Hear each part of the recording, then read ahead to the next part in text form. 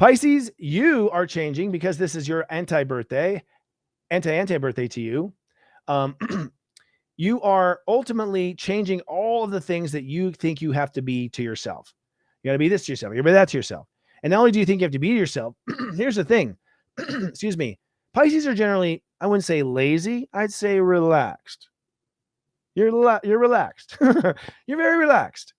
And the irony is you're very relaxed, but you put all this expectation on you and all these details of what you have to be.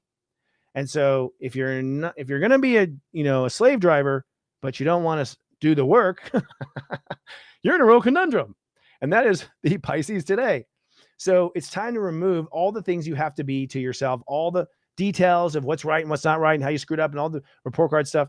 You basically just say to yourself, you know what? I'm starting over with myself. It's cool. Right? Now, the Pisces side is to forgive all of your bad behavior.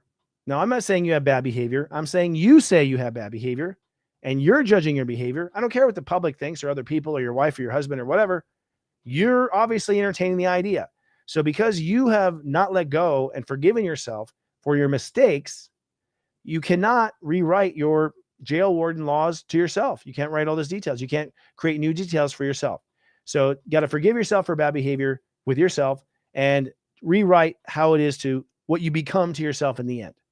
Now, Jupiter in Gemini says you also have to reconcile that with how you think you feel. You think you feel this way? Well, maybe you feel this way. Maybe you should think about it that way. So you're really stirring the pot and growing out of your emotional baggage from childhood and whatnot, and thinking differently about childhood, thinking differently about what you emotionally need, thinking about your emotions. I think one of the problems about Pisces is they think about their emotions, they don't feel them. That we'll leave that off for another day. I'm just fighting with Mercury and I'm going to win right here with these stumbling in my words. But at the end of the day, you've got to articulate the ego, how you are to yourself and how you feel about yourself.